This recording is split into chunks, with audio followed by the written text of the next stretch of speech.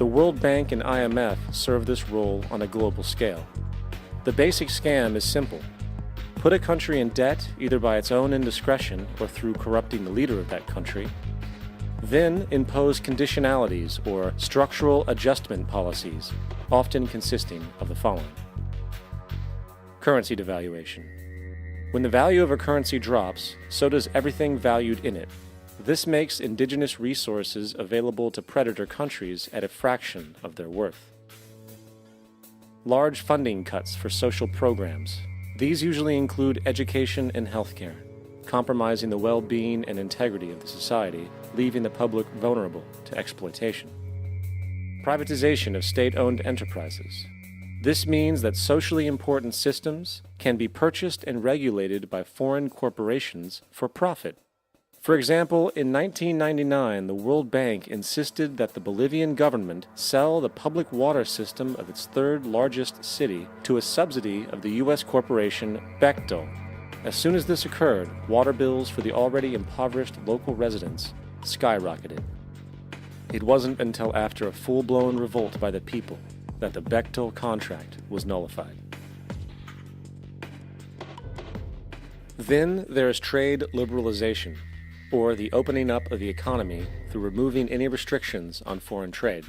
This allows for a number of abusive economic manifestations, such as transnational corporations bringing in their own mass-produced products, undercutting the indigenous production and ruining local economies. An example is Jamaica, which, after accepting loans and conditionalities from the World Bank, lost its largest cash crop markets due to competition with Western imports. Today, countless farmers are out of work, for they are unable to compete with the large corporations. Another variation is the creation of numerous, seemingly unnoticed, unregulated, inhumane sweatshop factories, which take advantage of the imposed economic hardship. Additionally, due to production deregulation, environmental destruction is perpetual, as a country's resources are often exploited by the indifferent corporations while outputting large amounts of deliberate pollution. The largest environmental lawsuit in the history of the world today is being brought on behalf of 30,000 Ecuadorian Amazonian people against Texaco, which is now owned by Chevron. So today it's against Chevron, but for activities conducted by Texaco. Estimated to be more than 18 times what the Exxon Valdez dumped into the coast of Alaska. In the case of Ecuador, it wasn't an accident. The oil companies did it intentionally. They knew they were doing it to save money out there rather than arranging for proper disposal. Furthermore, a cursory glance at the performance record of the World Bank reveals that the institution, which publicly claims to help poor countries develop and alleviate poverty, has done nothing but increase poverty and the wealth gap, while corporate profits soar. In 1960, the income gap between the fifth of the world's people in the richest countries versus the fifth in the poorest countries was 30-1. By 1998, it was 74-1. While global GNP rose 40% between 1970 and 1985, those in poverty actually increased by 17%. While from 1985 to 2000, those living on less than $1 a day increased by 18%. Even the Joint Economic Committee of the U.S. Congress admitted that there is a mere 40% success rate of all World Bank projects. In the late 1960s, the World Bank intervened in Ecuador with large loans. During the next 30 years, poverty grew from 50% to 70%. Under or unemployment grew from 15 to 70%. Public debt increased from $240 million to $16 billion, while the share of resources allocated to the poor went from 20% to 6%. In fact, by the year 2000, 50% of Ecuador's national budget had to be allocated for paying its debts. It is important to understand the World Bank is, in fact, a U.S. bank, supporting U.S. interests. For the United States holds veto power over decisions, as it is the largest provider of capital. And where did it get this money? You guessed it, it made it out of thin air through the fractional reserve banking system. Of the world's top 100 economies, as based on annual GDP, 51 are corporations, and 47 of that 51 are US-based. Walmart, General Motors, and Exxon are more economically powerful than Saudi Arabia, Poland, Norway, South Africa, Finland, Indonesia, and many others. And as protective trade barriers are broken down, currencies tossed together and manipulated in floating markets, and state economies overturned in favor of open competition and global capitalism, the empire expands. You get up on your little 21-inch screen and howl about America and democracy. There is no America. There is no democracy.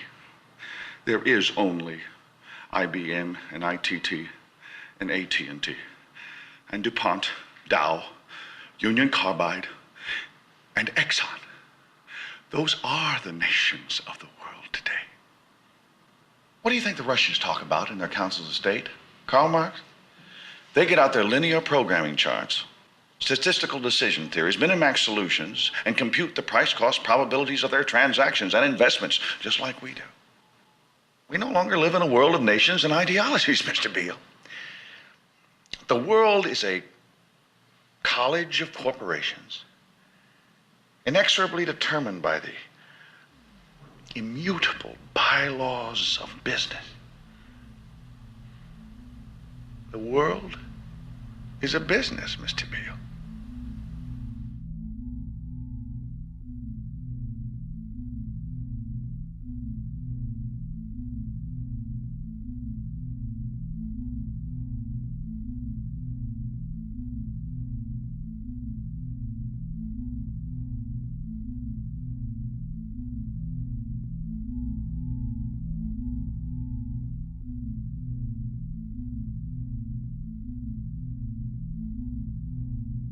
The world is being taken over by a handful of business powers who dominate the natural resources we need to live while controlling the money we need to obtain these resources. The end result will be world monopoly, based not on human life, but financial and corporate power. And as the inequality grows, naturally more and more people are becoming desperate. So the establishment was forced to come up with a new way to deal with anyone who challenges the system. So they gave birth to the terrorist. The term terrorist is an empty distinction, designed for any person or group who chooses to challenge the establishment. This isn't to be confused with the fictional Al-Qaeda, which was actually the name of a computer database for the US-supported Mujahideen in the 1980s.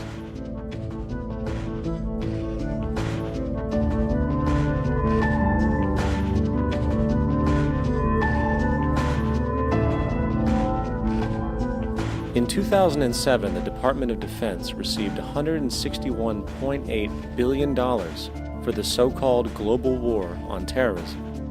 According to the National Counterterrorism Center, in 2004, roughly 2,000 people were killed internationally due to supposed terrorist acts. Of that number, 70 were American.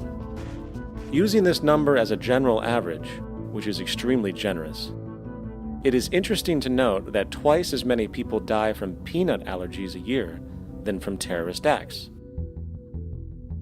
Concurrently, the leading cause of death in America is coronary heart disease, killing roughly 450,000 each year. And in 2007, the government's allocation of funds for research on this issue was about $3 billion.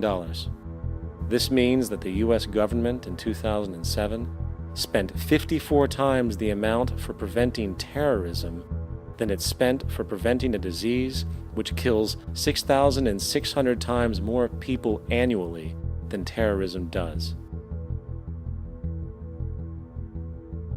Yet, as the name terrorism and Al-Qaeda are arbitrarily stamped on every news report relating to any action taken against U.S. interests, the myth grows wider. In mid-2008, the U.S. Attorney General actually proposed that the U.S. Congress officially declare war against the fantasy. Not to mention, as of July 2008, there are now over 1 million people currently on the U.S. terrorist watch list. These so-called counterterrorism measures, of course, have nothing to do with social protection, and everything to do with preserving